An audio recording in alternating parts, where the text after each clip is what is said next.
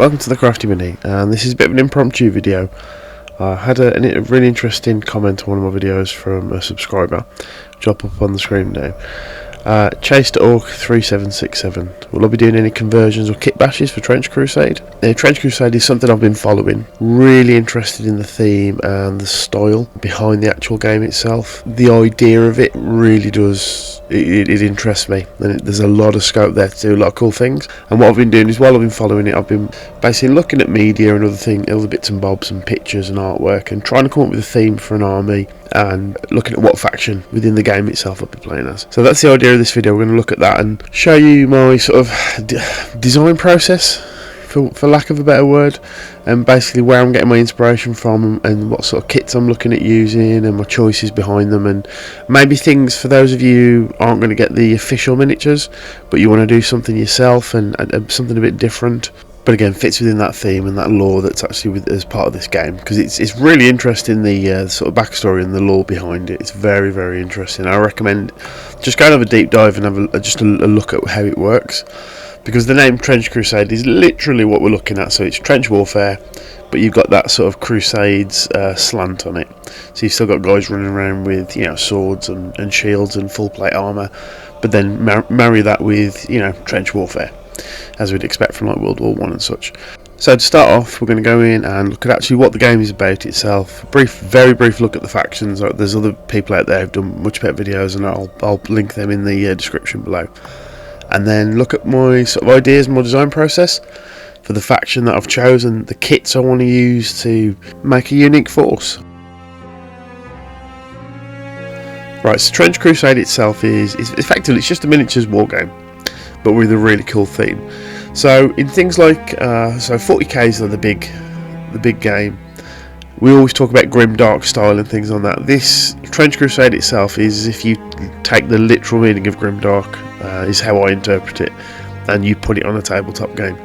It's it's a coarse, gross, very disgusting slant, a veneer that's put over the top of what seems to be a pretty decent rule set for a miniatures war game. But like, as a brief background, effectively you had the Crusades in 1099, and after they took Jerusalem, there was a band of heretical Templars that basically did this ritual and opened a gateway to hell on earth. And for the last 800 years they've been fighting and keeping the forces of hell at bay, and it's this ongoing just conflict that it's all encompassing. It's it's devouring, it's affecting people on not just physical but spiritual levels as well. And it's now the year of 1914, so we've got that World War I trench warfare, that that grind, that absolute just constant wave upon wave, but then with this veneer of this religious motif, sort of holy crusade going on at the same time. Hence the name Trench Crusade.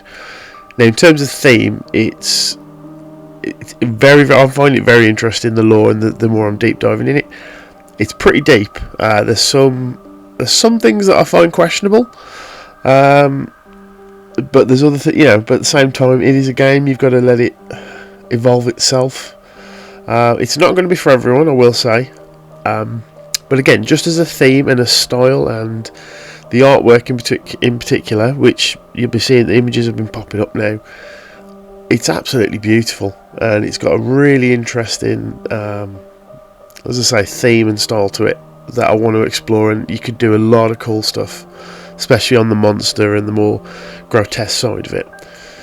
So yeah, so that's Trench Crusade in a very bare bones nutshell. There are, as I say, there are other channels out there that do these deep dive lores and give you the full backstory from the first Crusade right the way up till when the game starts. I'll link those in the description below, because they are definitely worth a watch. Right, so the 6 main factions within the actual game itself. I'll put up some artwork as well, so you can get a rough idea of the looks and the sort of theme that's running behind. But the first one is the Heretic Legion. So obviously, with this war between heaven and hell that's being waged on earth, you'll have people who turn to the evil side. They sell their soul, and that's what the Heretic Legion really is. So it's more of the mortal element within the battle. So because you'll have these extra planar creatures and things, But these are the men who, you know, decided to kneel before demons and the golden calf. But you know, in actual terms of force composition, you can have access to some of the monsters as well, the demon stuff. But these are very much humans that are fighting on the side of evil. Pretty twisted. There's a lot of scope to do some cool stuff with this. Some of the miniatures, I'll put pictures up. They look really nice from the official line. But again, that theme, it's something you can do have a lot of fun with. Okay, so New Antioch. So these are so going for that human element. This is the front line. So New Antioch is the great city that's basically on the edge of where this sort of hellmouth is on Earth. And for the last sort of 300 years, this principality has stood defiantly on the very edge. A lot of the other countries will send tithes of people, resources, weaponry to help basically fight off the forces of hell. As I say, the New Antioch is the front line. They've got a really nice aesthetic. So think of it as, you know, the British, American, French, the Western powers within World War One, as in our history, and then you add in that sort of mystical element. So you've got things like priests that are snipers. You've got these religious figures that hold holy relics that walk with them. These heavy mechanized infantry that, you know, these are big guys in massive suits of armour that will carry a vicar's gun, which, you know, traditionally would be like a 3-man team to move. And they are the front line, the mortal men. They're quite interesting, and again, a lot of scope. There's a lot of things you can do there in terms of kit bashing, which we'll look at later. Right, so the Trench Pilgrims. They are zealots, highly religious, devout followers of God, and they are literally going to throw themselves in waves at the enemy. These, in some of the lore that I've been listening to, these have been like normal people, a farmer say, who has a prophetic dream and just decides, right, that's it, I am going to go and get a rifle, I'm going to get a gun, whatever I can get my hands on, you know, a sharp stick, whatever it is, and I am going to the Holy Land and I'm going to fight the forces of hell. These are a very interesting sort of style, because when you first look at them, they're very akin to sort of Traitor Guard from 40k, but they are technically good guys, I suppose, if you want to look at it. And this is one of the things you'll see running through with all the design work and the artwork in this game, is the good guys look like bad guys. There's a very large grey areas, especially within the lore itself, which is fun. But yeah, these are the sort of zealous. They're just going to go for it no matter what. And there's, you know, huge processions of pilgrims that make their way to the Holy Land in order to fight the forces of hell. Very interesting army. Court of the Seven-Headed Serpent. So this army is your full-on demonic archdevils and so on. So these are the forces from hell itself that are coming out and fighting against creation. They are the orders of Lucifer, and they just wreak death and corruption upon the mortal world. These are your sort of first introduction to the demonic. You've got like quite humanoid, you know, you've got very human looking creatures. You've got weird sort of goat demons. That pit locust looks really strange, and weird sorcerers and magical stuff. Like an old-fashioned chaos knight is the best way to describe it. They look absolutely brutal, and this is sort of your first look at the actual forces of hell itself.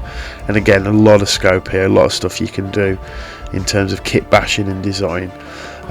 They look overall, they tend to be a lot bigger than the mortals. They're going to be towering over them, and they've got some absolutely horrific weaponry, but lean a lot more into sort of the fantasy and medieval theming of the actual game itself. The Sultanate of the Iron Wall. So this is an interesting faction, and I'm actually glad they've included this theme.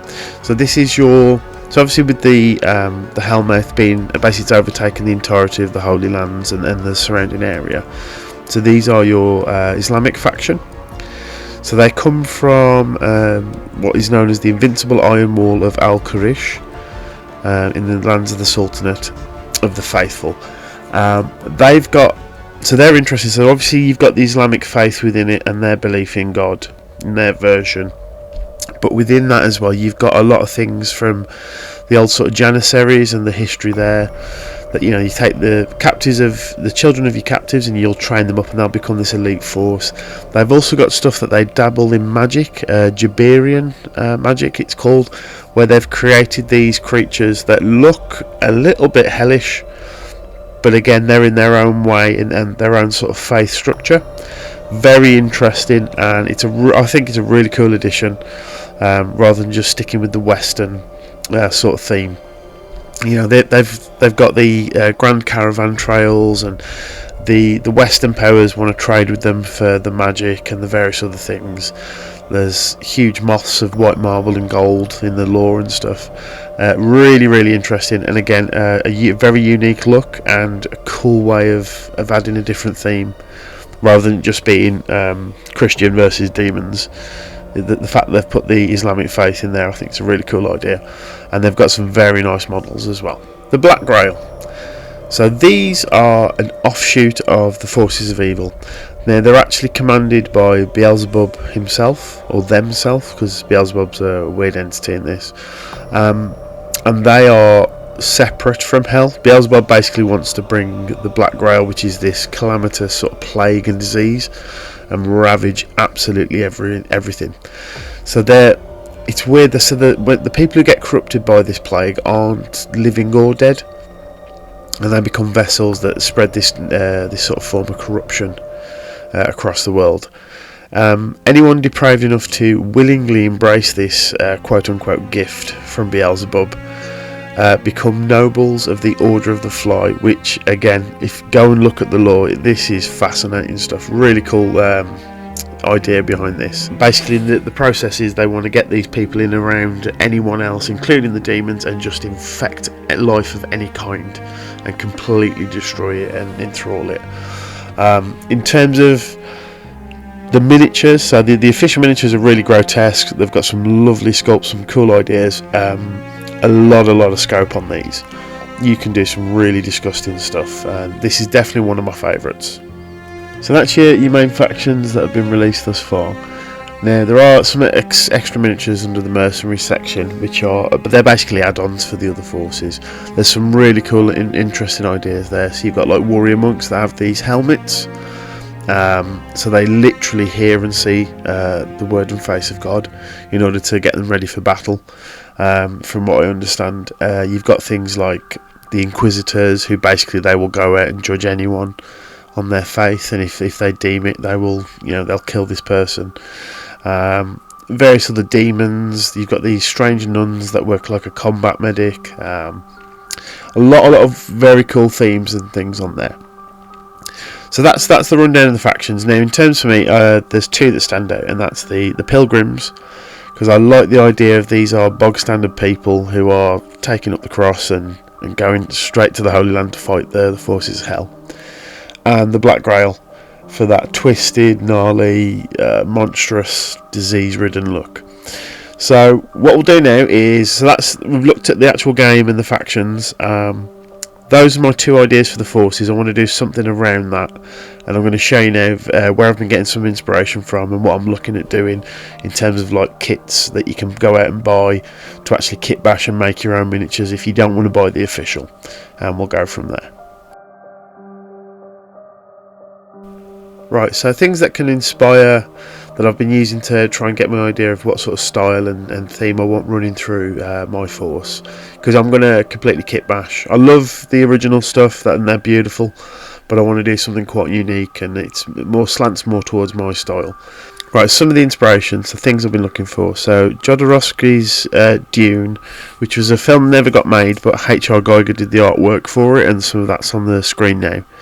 That's a really cool sort of theme that runs through, and I think these are the sort of things that I've been looking at in terms of to get inspiration of how I'm going to make my forces. Making it larger than life.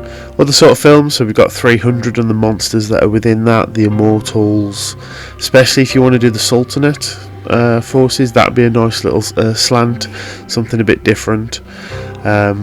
Then as we're going through other sorts of films, so you've got the Silent Hill franchise and the games, you know, the nuns in particular, the nurses, which could be like a nice stand-in for the nuns with the faces that are covered.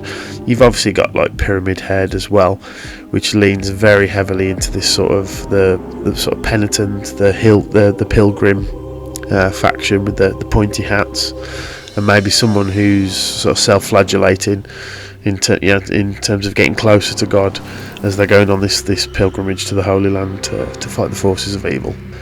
Games like Scorn, the artwork in that is phenomenal, and it fits very much into the sort of Black Grail, the twisted, grotesque versions of humanity, and you know, things that have been dissected and changed and ripped up. All that sort of things would work, and there's a lot of inspiration there I'm using, especially for my Black Grail. For the Forces of Hell as well, and a lot of Diablo 2 artwork is actually really good stuff. You've got a lot of things in there that fit the theme, because you've got there's the whole sin war within that series where heaven and hell are fighting over earth and the mortals and things, so it fits within the theme straight away. But in terms of the artwork, Diablo 2 is the more gothic of the games, and it fits in really, really well with everything that's going on within the actual Trench Crusade. Now, an obvious one to go and check out is, because obviously Trench Crusade is leaning very, very heavily into the grimdark, go and look at the art of John Blanche. This is the guy who, for a lot of us in the hobby, he's the one who started the grimdark aesthetic with his original 40k artwork. There's a couple of images popping up there.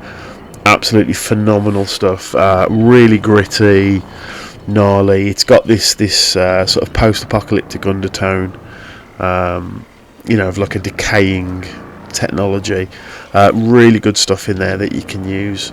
Another one for me personally is Hieronymus Bosch.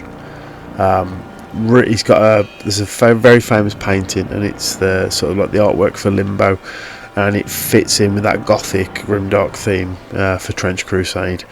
Now, another completely obvious one, which I've not mentioned yet, is go and look at World War One photos and footage, because when you see, like, for example, so the image I'm going to put up now, the two in particular that always jump out to me, is the machine gun crew with the gas masks. Because of the way the gas mask obviously covers and encompasses the entire face, it completely gets rid of that human aspect of the soldier, and and you can see why, you know, it adds to that gothic vibe which runs through Trench Crusade. So things like that, you know, great inspiration. And then the other one, which is popping up now, is the armour that some of the soldiers used. And again, with Trench Crusade, because you've got that medieval tint that's part of it, you've this armour that was used in the actual trench warfare of the First World War. It's very medieval in its sort of design and its aesthetic. And so go and look at actual reference photos, because there's a lot of stuff there you can use to help create your warband and that style that you're going for, especially for like the new Antioch stuff. The actual World War One photos are a just phenomenal resource. So all of that is like my sort of thumbprint on what I'm looking for in terms of inspiration, and everything in between. There's a ton of films, like just the flagellant scene from Black Death with Sean Bean. It's not a particularly good film, but that scene in particular is good, and again fits with that theme and this veneer that's on the Trench Crusade system. But yeah, tons of stuff out there to look at. For me, because I want to kit bash, I want to do something completely unique, I'm going to take my time with this, and it's something I want to get immersed in. The lore I'm really enjoying listening to at the moment, and it's really adding to make that force that I'm going to make really pop, and I want it to stand out and be a bit different. So I'd always advise people go and have a look at things that are similar.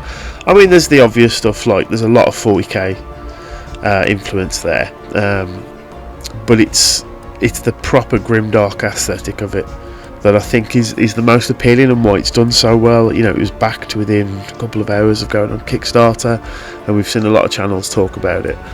But yeah, that's roughly my sort of design process and my inspiration. Now what I'm going to do is go through some of the kits that I've found that could be good for actual kit bashing, if you do want to make your own miniatures, and we'll go into that. Right, so an obvious one straight out the bat is Wargames Atlantic, the Great War series. Now I've just got 4 of the boxes here, so German, French, British and Russian infantry from World War One. All of these are spot on. You've got the gas masks, the uniforms, the weaponry that are all going to match Trench Crusade, and they're all multi-part plastic kits. And in terms of cost, very, very cheap. I mean, a lot of people I think are going to lean immediately towards 40k because there's a lot of overlap there with Trench Crusade, and it does make sense. For me, the reason I don't want to is, 40k, I think it's too apparent for what it's from, and secondly, the cost. I want to keep this as low cost as I can, so I've gone out my way to try and find other kits and other manufacturers, and this one straight off the bat is a winner. They're multi-part plastic kits, so they're going to be very easy for kit bashing and swapping out weapons and things. You've got all the gear from the actual First World War, which is immediately going to fit the theme of Trench Crusade. Like the heavy weapons teams, the Vickers machine guns and things, and they are actually very, very affordable, and you get between 20 and 30 plus miniatures per box as well. So these are a definite for me. And another great couple of kits, and some other ones that they've got on their website from Wargames Atlantic, is they've got an entire age of chivalry. So you can marry that First World War with the Crusades, which is exactly what Trench Crusade is. And they've got things like Foot Knights, Templars, the Peasant Levy are quite cool, and a couple of guns in there. You're going to get some nice pilgrims out of that. So yeah, both these sets can actually mix and match. They're all multi-part plastic kits, also from the same company, so they're going to be the same scale. There's not going to be as much work, but yeah, right, a nice easy one, and you can get a lot of minis out of these kits for the price value as well. So yeah, Wargames Atlantic's a definite straight off the bat. Right, next up for kits, I've found Mantic Games. So they're Dead Zone and Firefight in particular, and the Kings of War, because the Kings of War firstly, because you've got the Abyssal Hordes. They're going to lean straight into sort of like the demonic stuff, and again, multi-part plastic kits, so easy to kit bash, to manipulate. Green stuff, milliput. You can add things like pustules and growth and stuff. And then for the Dead Zone, they had these. I think they're called Plague Walkers. And they're basically corrupted humans. They're going to be ideal for the Black Grail. A couple of weapon swap outs, and I think you'll be fine.